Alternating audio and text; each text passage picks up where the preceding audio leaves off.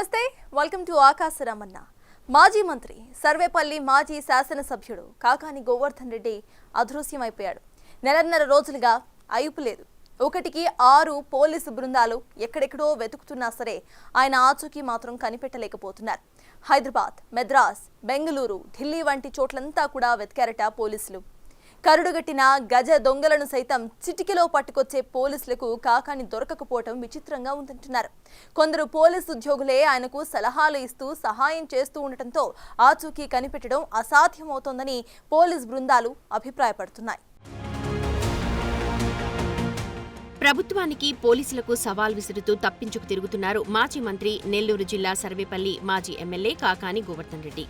అక్రమ మైనింగ్ వ్యవహారంలో 250 కోట్ల కుంభకోణానికి సంబంధించిన కేసులో A4 నిందితుడిగా ఉన్న కాకాణిని పోలీసులు విచారణకు హాజరు కావాలని నోటీసుల మీద నోటీసులు పంపుతూ ఉన్నా ఆ మాజీ మంత్రి ఆచూకీ తెలియకపోవడం ఆ జిల్లాలో హాట్ టాపిక్గా మారింది.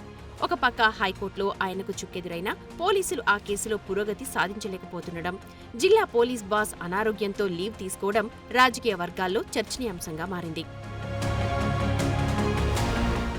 అయితే అజ్ఞాతంలో ఉన్న ఆ మాజీ మంత్రి ఆచూకీ తెలిపిన వారికి బంపర్ ఆఫర్ అంటూ జిల్లాకి చెందిన మరో మాజీ మంత్రి, సర్వేపల్లి టీడీపీ ఎమ్మెల్యే సోమిరెడ్డి చంద్రమోహన్ రెడ్డి అంటున్నారట. ఆ క్రమంలో నెల్లూరు జిల్లాలో ఇప్పుడు ఏ నోట విన్నా కాకాని అన్న పేరు మారుమోగుతోంది. మాజీ మంత్రి కాకాని గోవర్ధన్ రెడ్డిని అరెస్ట్ చేస్తారా, లేదా అసలు నిజంగా కాకాని ఆచూకీ పోలీసులకు చిక్కడం లేదా, అధికార పార్టీ పెద్దలు ఎవరైనా కాకానికి సహాయం చేస్తున్నారా అన్న అనుమానాలు వ్యక్తమవుతున్నాయి.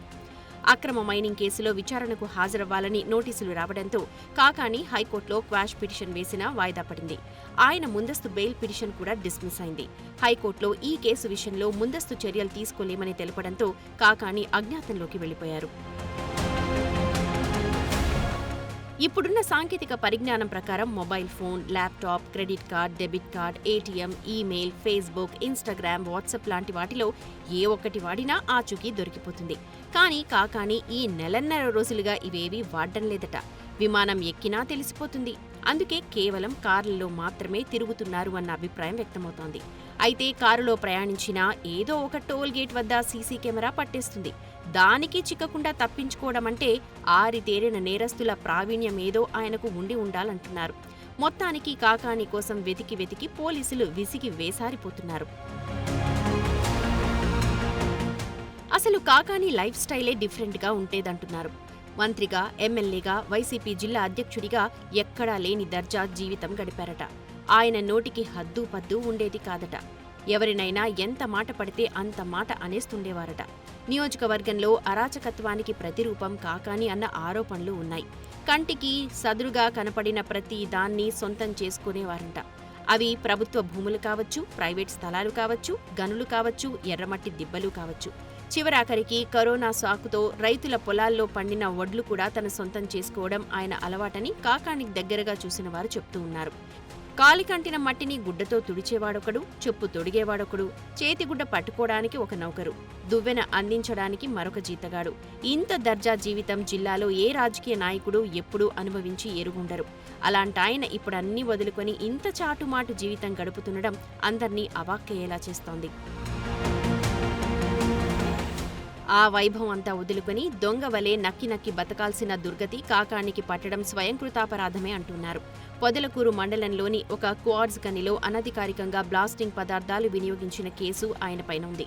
ఆ కేసులో హైకోర్టులో చుక్కెదరవడంతో తన అరెస్టు తప్పదని భయపడి ఇలా దాక్కుంటున్నారు.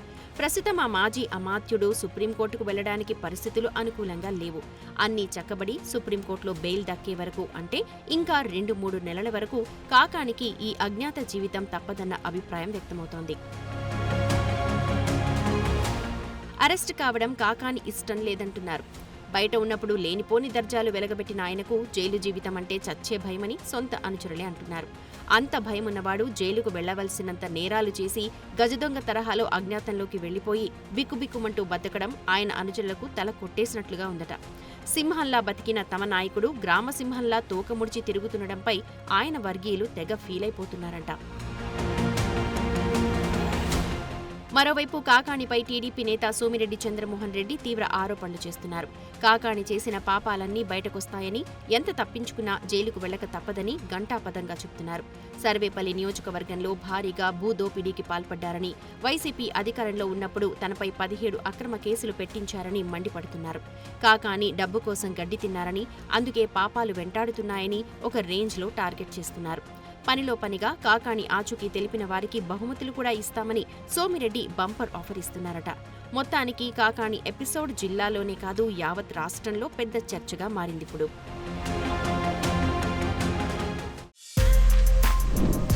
For more videos like this, subscribe Big TV channel.